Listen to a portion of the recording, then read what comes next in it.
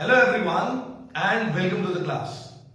I am your history teacher Manoj Arora, and today we will be revising chapter number 3, Kinship, Caste and Class. The era is the same which we started in chapter number 2, 6th century BCE to 6th century CE. But today we will study this era with a point of view of the society. We will be studying about this chapter through the most famous epic of Hinduism is that Mahabharata. We will study about kinship, caste and class through this. I hope you all will be safe at your homes, taking care of your family.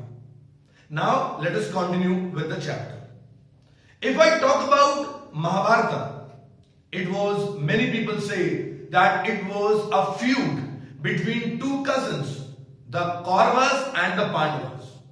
Initially, this epic had only 10,000 verses, but which increased to over 1 lakh verses in the passage of time, which actually led V.S. Subtankar and his team to work on this epic for 47 years. A detailed report of 13,000 pages was made, and two things became apparent. Number one, there were certain things which were common throughout all the translations being made for this epic. At the same time, the second point was that there were certain things which got regionally different in the different ways. V.S. Subtankar had studied about 47 years. If I talk about the family life, the fathers had to take care that their daughters were married to the right person at the right time. There were various forms of marriages. There were 8 forms of marriages. Out of them, 4 which were done in the presence of the father and other relatives were considered legitimate according to the Vedas. Rest 4 were not given any kind of validity. If I talk about the rules of marriage, endogamy and exogamy, according to rituals, it was different in the different parts. At the same time, polygamy was there. Polygyny and polyandry were the parts of polygamy at that time. Many people were doing multiple types of marriages, although they were not too much preferred in Hinduism, but they were famous in the ruling elites. If I talk about the non-Kshatriya kings, who could become the king? If I talk about the Varna system, there were 4 Brahmanas, Kshatriyas, Vaishyas and Shudras. Out of them, only Kshatriyas were supposed to be the kings. But it was not so. If I talk about the Mauryas, Buddhism tells that they were Brahmanas, whereas other texts tell that they were of the low origin.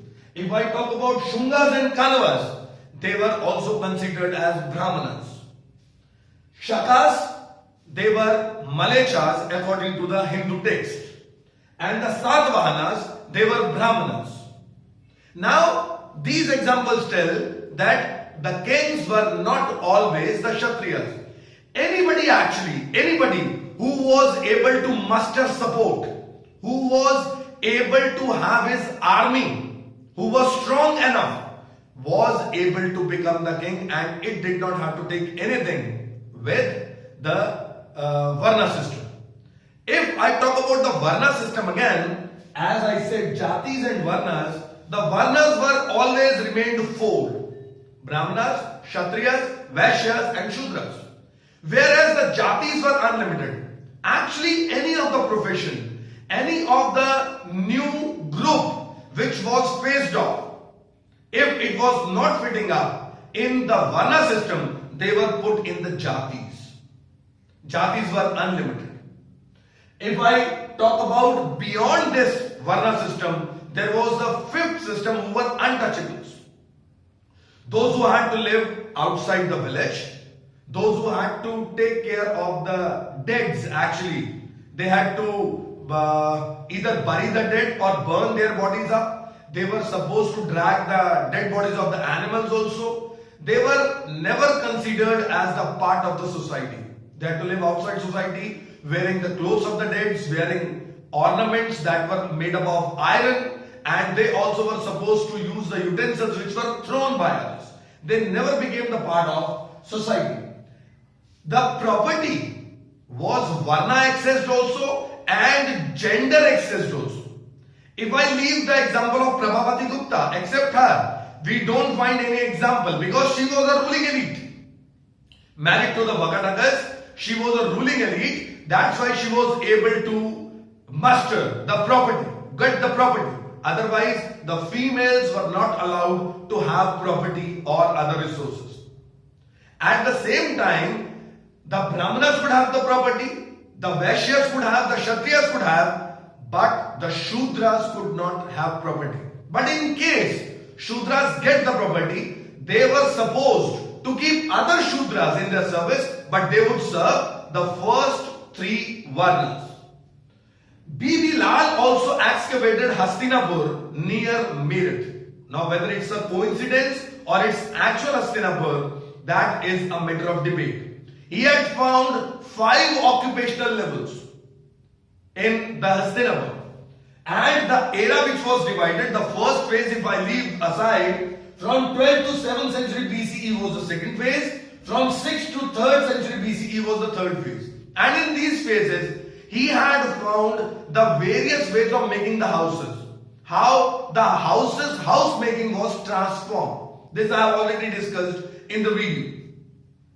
One of the most important question comes up about Mahabharata, a dynamic text. Yes, it is a dynamic text. If I talk about whether how Draupadi was married, there are various things given, reasons given that why Draupadi had a multiple marriage, why she had to face polygamy. Such a central character of Mahabharata had to face polygamy. So Mahabharata can be considered a dynamic text. Here I have written about some of the sources also, which are coming up in the chapter. Source number 1, which talks about an excerpt from Rig Veda, which talks about the rules of marriage. Even this mantra has been recited till date, even in the marriages. Source 3 talks about again the 8 forms of marriages, as I told. Source number 4 talks about the names of Satvahanas. The Gotra were always adopted from fathers. Fathers. But this was Satvahanas who had taken these Gotras from mothers. There are basically 8 Gotras. Now, if I talk about the source number 7, how Eklavya had learned archery by himself, because Dronacharya stopped him, refused him because he belonged to a low caste. He had made an idol of Dronacharya and learned archery.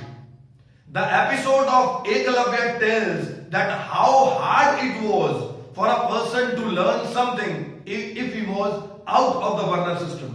Again, the source number 9 also again talks about the conflict. Bhim liked Hidimba, but Hidimba belonged to a Rakshasi group. She was not allowed to marry Bhim. When Yudhishthir came to know this, Yudhishthir told that he could roam with Hidimba throughout the day, but at night he had to come back because she did not belong to their Varna. Source number 11 talks about the Draupadi's question. Source number 11 says Draupadi asked that if Yudhishthir had lost himself, had he got any right to put her on stake? Now this was again a matter of debate. Whereas source number 16 talks about the various reasons of Draupadi's marriage. One of the example tells that Draupadi had to marry because in her earlier birth, she had prayed to Shiva for 5 times. That's why she got 5 husbands.